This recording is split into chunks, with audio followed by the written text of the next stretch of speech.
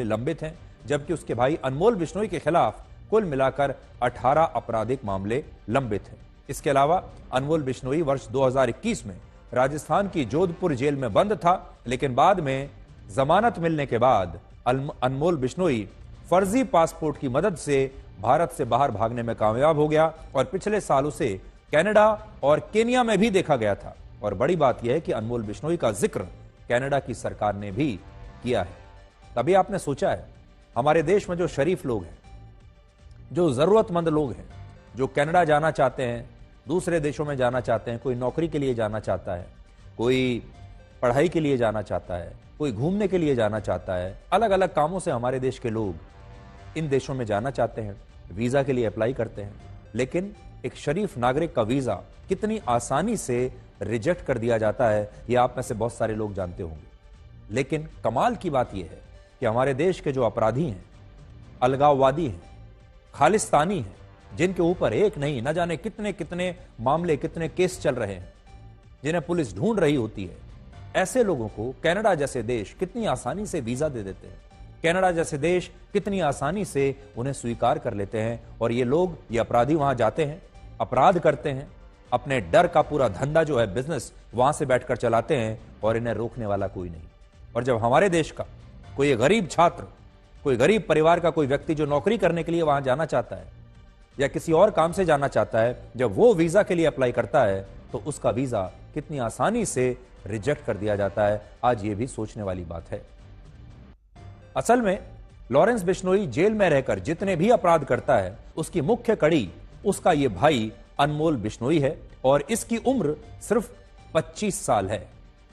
NIA ने अपनी chargesheet में बताया था कि जब सलमान खान के घर पर गोलियां चली थी, तब अनमोल बिश्नोई ने ही शूटर्स को कुछ ऑडियो क्लिप भेजे थे, जिनमें यह गैंगस्टर इन शूटर्स से कह रहा था कि इस हमले के बाद ये शूटर्स बहुत मशहूर हो जाएंगे, इसलिए इन्हें बेखौफ होकर सलमान खान के घर के बाहर गोलियां चलानी चाहिए। आज हमारे देश के युवाओं को हम ये कहना चाहेंगे कि जो पूरी होड़ लगी हुई है, पूरी रेस लगी हुई है, अगर आप इन दोनों भाइयों को भी देखेंगे, लॉरेंस बिश्नोई और अनमोल बिश्नोई, किस चीज की होड़ है? पैसा तो इन्होंने कमा ही लिया है, लेकिन एक और होड़ है, एक और रेस है, एक और इनके घर अंदर एक इच्छा है इनके दिमाग में, और वो है मशहूर होने की। वो है कि सारे देश के लोग इनके बारे में जानें, ये रातों रात मशहूर हो जाएं। और मशहूर होने के लिए ये लोग अपराध कर रहे हैं और मशहूर हो भी रहे हैं। इसीलिए इनके जैसे जो लोग हैं वो जानबूझकर सलमान खान जैसे टारगेट को चुनते हैं, क्योंकि सलमान खान को जैसे ही ये धमकी देंगे, सलमान खान के बाहर, घर के बाहर गोलियां चलवाएंगे। सलमान खान जितने मशहूर हैं वो तो अपने काम से मशहूर हुए, लेकिन ये लोग बदनाम होकर उतने ही मशहूर होना चाहते हैं और ये एक शॉर्टकट अपना रहे हैं मशहूर होने के लिए। जैसे हमारे देश में बहुत सारे युवाओं की इच्छा होती है कि वो रील्स बना रहे हैं, इंस्टाग्राम पर अपना कंटेंट बना रहे हैं। सभी की बात नहीं कर रहा, लेकिन कुछ जरूर ऐसे हैं जो सिर्फ मशहूर होना चाहते हैं। उनके अंदर की इच्छा ये है कि उन्हें मशहूर होना है, चाहे वो कैसा भी कंटेंट बनाए। बहुत सारे लोग आपने देखा होगा इंस्टाग्राम पर ही जब रील बनाते हैं या यूट्यूब पर अपनी रील्स बनाते हैं, उसमें खतरनाक स्टंट करते हैं, कई जगह ऐसी भी चीजें करते हैं जो उन्हें नहीं करनी चाहिए, अनैतिक काम करते हैं। उन सब के पीछे सोच एक ही है कि उन्हें रातों रात मशहूर होना है। और ये जो दो भाई हैं, लॉरेंस और अनमोल बिश्नोई, इन्हें भी रातों रात मशहूर होने का शौक है। इससे आप समझ सकते हैं कि यह मामला कितना गंभीर है। और सलमान खान को लॉरेंस बिश्नोई से ज्यादा खतरा असल में अब उसके छोटे भाई अनमोल बिश्नोई से हो गया है, जो कनाडा में इस समय हो सकता है और जो लगातार अलग अलग माध्यमों से सलमान खान को धमकियां दे रहा है। और अब एनआईए ने भी इस अनमोल बिश्नोई को मोस्ट वांटेड घोषित करके इस पर 10 लाख रुपए के इनाम की घोषणा कर दी है। असल में यह पकड़ा जाएगा या नहीं है तो हम कह नहीं सकते, लेकिन एनआईए ने जब इसे मोस्ट वांटेड घोषित किया है और 10 लाख रुपए का इनाम इस पर रखा है,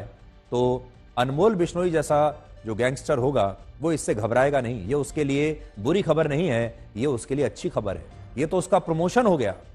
अब खौफ का जो उसका बिजनेस है, धंधा है, वो और ज्यादा जोर शोर से चलेगा, क्योंकि अब वो मोस्ट वांटेड बन चुका है। अब उस पर 10 लाख रुपए का इनाम है। और ये अपराधी की जो सोच होती है इनकी, वो यही होती है कि जिस पर जितना बड़ा इनाम है, जो जितना बड़ा मोस्ट वांटेड गैंगस्टर है उसका उतना ही बड़ा नाम है। हालांकि यहां सलमान खान की तारीफ करनी होगी कि उन्होंने अब तक लॉरेंस बिश्नोई की किसी भी धमकी पर कोई टिप्पणी नहीं की है और वो असल में इस गैंगस्टर का नाम लेकर उसे वो लोकप्रियता नहीं देना चाहते जिसके लिए ये गैंगस्टर और इसका दूसरा जो भाई है, ये लोग लगातार सब कुछ कर रहे हैं कि सलमान खान एक बार हमारा नाम अपने मुंह से ले ले, एक बार सलमान खान कहीं हमारा नाम ले दे तब ये मशहूर हो जाएंगे रातों रात। यही शायद इनकी इच्छा है, लेकिन सलमान खान ने अभी तक इनकी इच्छा पूरी नहीं की है, क्योंकि सलमान खान ने किसी भी सार्वजनिक मंच से अभी तक ना तो इनका नाम लिया है, ना इनकी धमकियों का कोई जवाब दिया है, और बड़ी बात यह है ना ही इनकी धमकियों से डरकर सलमान खान घर पर बैठे हैं। वो अपना काम कर रहे हैं, लगातार शूटिंग पर जा रहे हैं, जहां उन्हें जाना होता है, जो काम करना होता है वो कर रहे हैं।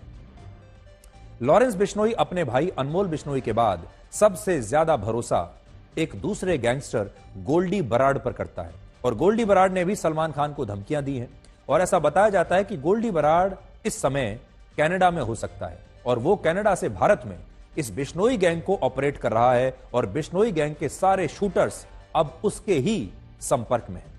हालांकि दिल्ली पुलिस की स्पेशल सेल ने पंजाब और दूसरे राज्यों से बिश्नोई गैंग के 7 कुख्यात शूटर्स को अभी गिरफ्तार किया है। अब से कुछ देर पहले यह खबर मिली है कि लॉरेंस बिश्नोई के गैंग के शूटर्स को खत्म करने के लिए अमेरिका में बैठा कुख्यात गैंगस्टर हिमांशु भाऊ हनी ट्रैप की मदद ले रहा है, और इस मामले में पुलिस ने एक अनु धनखड़ नाम की महिला गैंगस्टर को भी गिरफ्तार किया है। एक बड़ी बात यहां यह है कि अमेरिका और कनाडा एक तरफ खालिस्तानियों को बचाने के लिए भारत के खिलाफ जांच कर रहे हैं, और दूसरी तरफ इस तरह के गैंगस्टर जैसे अनमोल बिश्नोई, गोल्डी बराड और हिमांशु भाऊ जैसे अपराधी इन्हीं देशों में बैठकर खुलेआम अपना गैंग चला रहे हैं, खुलेआम लोगों को धमका रहे हैं, खुलेआम लोगों को धमकियां दे रहे हैं।